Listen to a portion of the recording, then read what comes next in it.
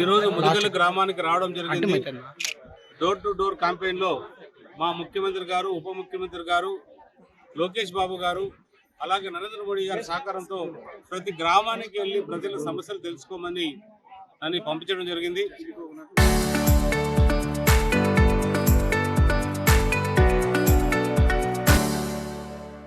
ఈ రోజు గ్రామంలో ప్రతి ఇంటి దగ్గర కూడా వెళ్ళి మీ సమస్యలు ఏమంటే ప్రతి ఒక్కరు కూడా సంతృప్తి వ్యక్తం చేస్తున్నారు. మేమంతా సంతోషంగా ఉన్నాం. ఈ కూటమి ప్రభుత్వంలో, ఎన్డీఏ ప్రభుత్వంలో అందరూ కూడా హ్యాపీగా ఉన్నామని కూడా అందరూ కూడా తెలియజేయడం జరిగింది. చాలా సంతోషకరం. ఎందుకంటే ఏ ప్రభుత్వం అయినా కూడా మీరు ప్రజల్లోకి వెళ్ళి ఒకసారి తెలుసుకోవాలనేది గొప్ప విషయమే. నువ్వు ఆప్ చేయి ఫస్ట్.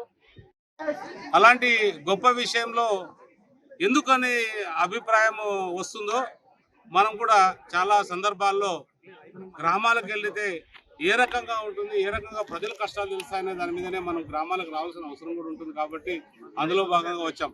నాకు తెలిసి ఇంతకుముందున్న ప్రజాప్రతినిధులు ఎవరు కూడా ఎన్నికైన తర్వాత ఏదో సందర్భంలో ఏదో పెళ్లికో లేదా ఇంకో దానికో వస్తే తప్ప వాళ్ళు గ్రామం కోసం ప్రత్యేకంగా వచ్చి ఏ సమస్య ఉందో తెలుసుకునే పాపాన పోలేదు. ముఖ్యంగా గడిచిన 19 నుంచి 24 వరకు ఆ రోజు ఏదైతే ఉన్నారో ఆనాటి మంత్రిగా ఉన్న వ్యక్తి పూర్తిగా ప్రజలను విస్మరించి ఏ ఒక్క ప్రజా కార్యక్రమాల్లో పాల్గొనకుండా ప్రజల్ని గాలికి వదిలేసి పూర్తిగా మన కళ్యాణదుర్గ ప్రాంతాన్ని సర్వనాశనం చేసిన వ్యక్తిగా కూడా మనం అనుకోవాలి.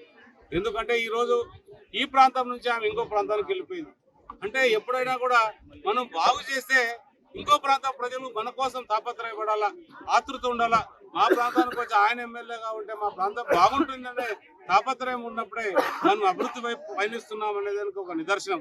అట్లా కాకుండా ఈ ప్రాంతంలో ఆవిడ టికెట్ ఇస్తే ఇక్కడ గెలవరు, ఇక్కడ అనవసరం, ఇంకో కొత్త వాళ్ళకి తెస్తామని చెప్పి పంపించడం జరిగింది.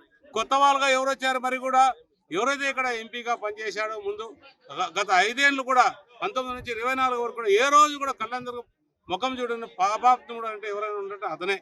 ఆయన ఏ రోజు కూడా ఈ ప్రాంత ప్రజల కష్టాల గురించి పట్టించుకోలే. ఈ రోజు ఏదో అది ఇది అని చెప్పుకుంటూ నేను ఎమ్మెల్యేగా ఓడిపోయాను కాబట్టి నాకు రాబోయే కాలంలో అవకాశం ఇవ్వని అడుగుతున్నారు. అది మేమంతా కూడా, ఎందుకంటే ప్రజల మధ్యలో మనం ఉన్నాం కాబట్టి ప్రజల కోసం తాపత్రయ విధంగా ప్రజలు స్వాగతిస్తే దానికి ఎవరికైనా కూడా సాధ్యమే అవుతుంది. కానీ వాళ్ళు అట్లా కాకుండా వాళ్ళ నాయకుల్లోనే ఏకాగ్రత లేదు. ఈ రోజు ఒకటి చెప్తాడు, రేపు ఒకటి చెప్తాడు. అంటే ఈ రోజు ఒక అమరావతికి జై అంటాడు, ఇంకొక రోజు విశాఖపట్నం జై అంటాడు, ఇప్పుడు మావగాని జై అంటాడు. అంటే మన రాష్ట్రం అభివృద్ధి పడడానికి ఆయన ఇష్టం లేదు. మన రాష్ట్రానికి రాజధాని ఉండేది అసలు ఇష్టం లేదు. అది కనుక్కున్న మన ప్రజలందరూ కూడా చంద్రబాబు నాయుడు గారిని అంటే అందరూ ఒక తాటిపైన వచ్చి అద్భుతమైన విజయాన్ని అందించారు. ఈ విజయం ఇంతటితో ఆగకూడదు, ఇది అలాగే కొనసాగాలి. ఎన్డీఏ కూటమి భాగస్వాములైన పవన్ కళ్యాణ్ గారు, మన చంద్రబాబు నాయుడు గారు, లోకేష్ బాబు గారు, నరేంద్ర మోడీ గారి సహకారంతో ఇది ఇలాగే కొనసాగితే మన రాష్ట్రం దేశంలోనే మొదటి స్థానంలో నిలుస్తుంది. ఇప్పటికే మన రాష్ట్రాన్ని పూర్తిగా అప్పుల్లో నెట్టిపోయాడు ఈ జగన్ రెడ్డి ఎవరైతే ఉన్నారో ఆయన.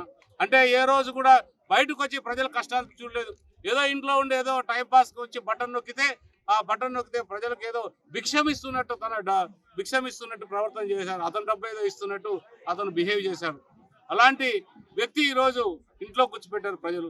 ఇంకా అతనికి అవకాశం రాదు. ఆ రోజే ఒక్క అవకాశం అనే ఉద్దేశంతో ఈరోజు ప్రజలు ఆ రోజు ఇచ్చారు తప్ప ఇంకా ఎవరు కూడా ఇవ్వరు. ఇంకా ఈరోజు కొత్తది రెచ్చగొట్టడానికి ప్రయత్నాలు చేస్తున్నారు. ఎంతో అద్భుతంగా మా నారా లోకేష్ బాబు గారు డిఎస్సి మీద ఎంతో క్లారిటీగా, అంటే 16,500 పోస్టులు ఫిలప్ చేశారంటే చిన్న విషయం కాదు.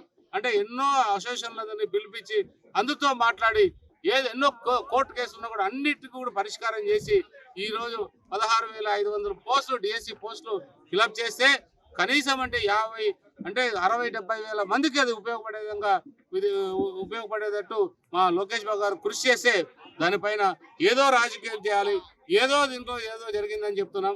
ఖచ్చితంగా మేము చెప్తున్నాం జగన్ రెడ్డికి, నువ్వు ఏ రోజైనా సరే బహిరంగ చర్చకు సిద్ధమైతే మేము కూడా వస్తాం. బహిరంగ చర్చ ఎక్కడ కావాలంటే అక్కడ కూర్చుందాం. మేము చేసింది ఏదో, మీరు చేసింది ఏదో.